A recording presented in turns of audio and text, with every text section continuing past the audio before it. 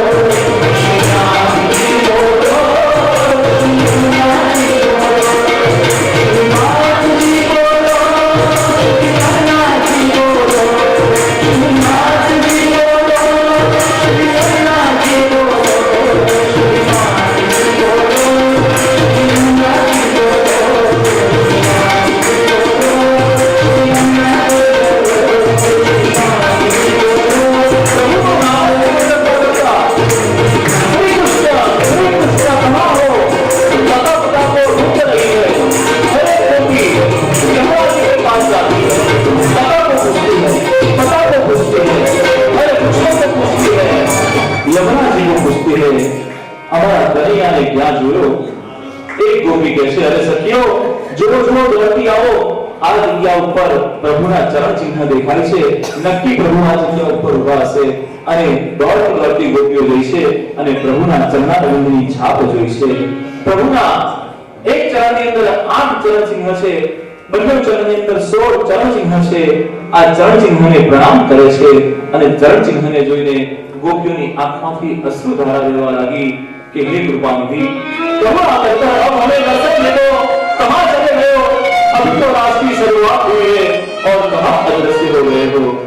एक गोपी कहती अरे सखियों दौड़ती आओ आज जગ્યાએ જો આ જગ્યાએ આ શરદ ઋતુની અંદર જે મોગરો ઉગ્યો છે અને એ મોગરાની માળા જેણે ગળાની અંદર ધારણ કરેલી છે એ મોગરાની માળાનો ગુંથન પ્રભુએ કોઈ ગોપીને કર્યું છે અને અહીંયા બે ચરણ ચિહ્ન નથી દેખાતા અહીંયા સાથે એક ગોપીના પણ ચરણ ચિહ્ન દેખાય છે ગોપીઓ દોડતી ગઈ છે અને જેને જોયું છે બે ચરણ ચિહ્ન પ્રભુના હતા અને બે ચરણ ચિહ્ન સ્વામીજીના હતા અને ત્યાં મોગરાની કડી પડેલી હતી ગોપીઓએ ચરણારવિંદને દંડવત કર્યા છે કે હે કનૈયા કહાં હો અબ તો પ્રગટ हो जाओ कन्हैया कन्हैया पुकारा करेंगे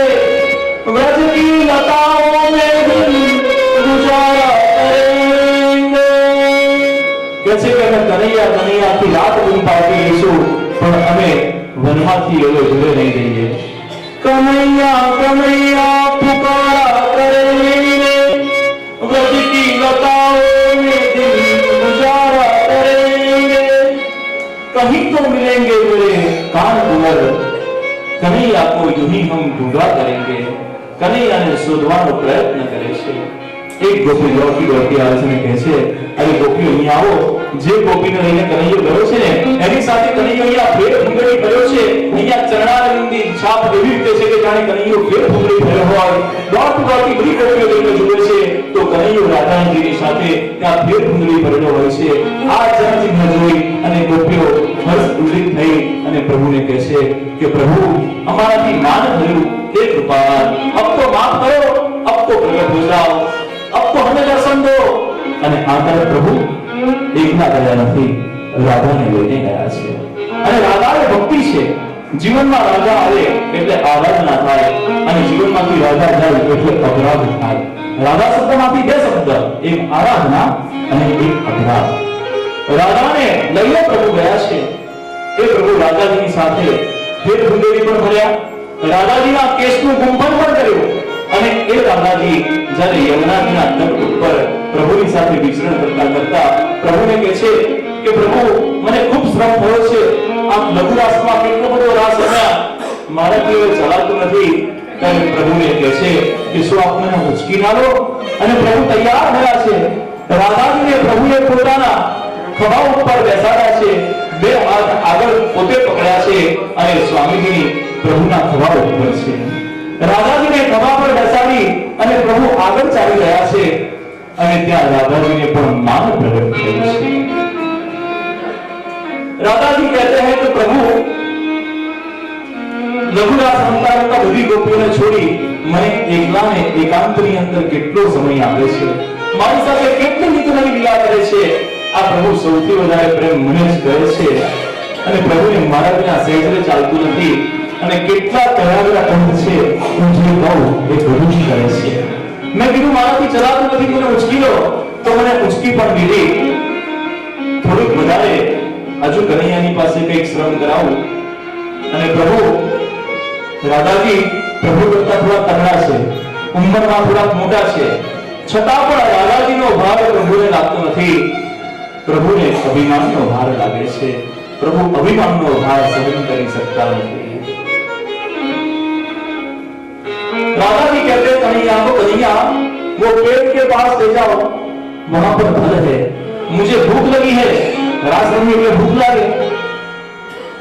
लघु रास रम्या અને રાસ રમતા રમતા દ્રશ્ય થયા અને વનવગડાની અંદર તે મને આટલું બધું ચલાવી હું થાકી તો ગઈ છું પણ મને ભૂખ પણ લાગી છે આ વૃક્ષ પાસે લઈ જા જેથી કરી વૃક્ષ પર ઉગેલું ફળ તોડી અને હું આરોગું કનૈયો વૃક્ષની સમીપ લઈ જાય છે રાધાજીને ખભા પર બેસાડીને અને રાધાજી જ્યાં વૃક્ષની એક ડાળી પકડે અને બીજા હાથે ફળને તોડવા જાય ત્યાં પ્રભુ નીચેથી અદ્રશ્ય થઈ જાય. શ્રી કૃષ્ણ કનૈયા.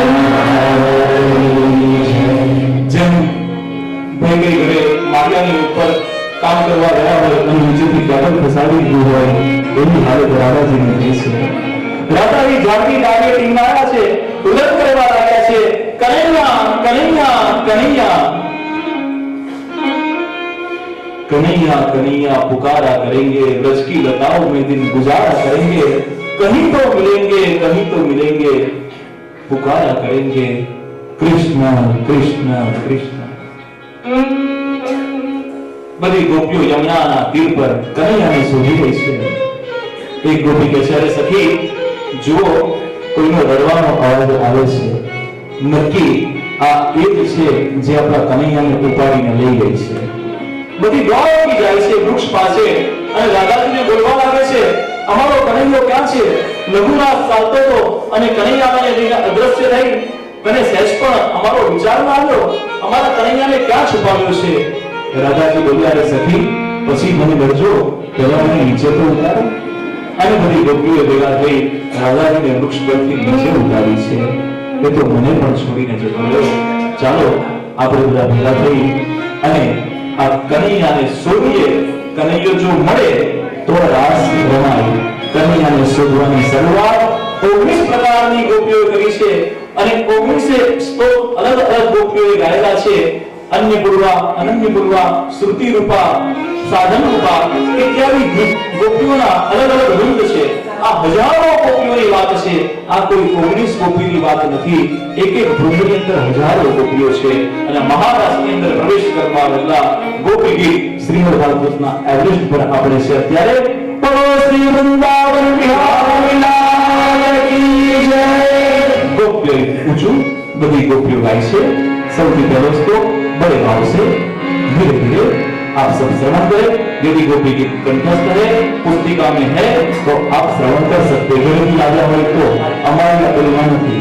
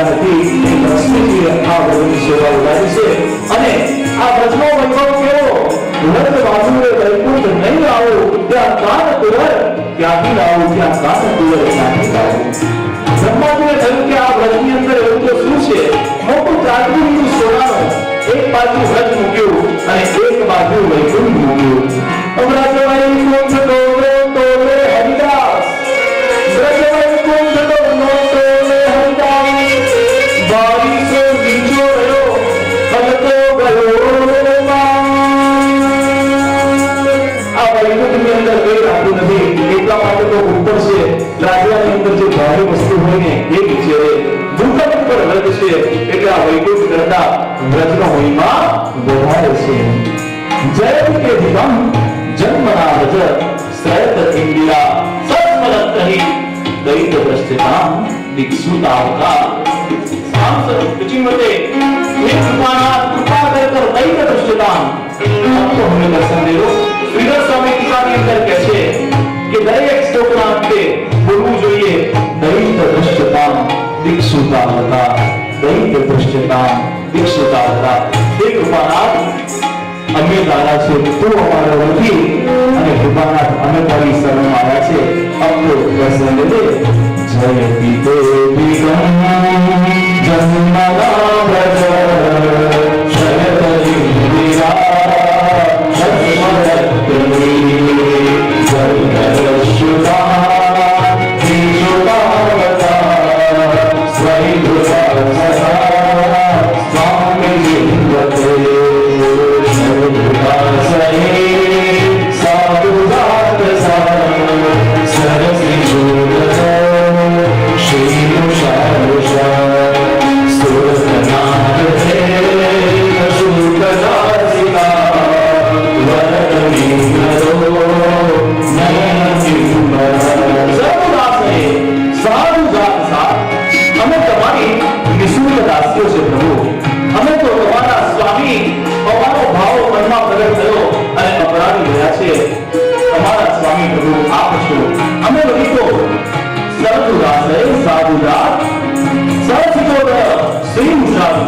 તમારી દાસીઓ છે.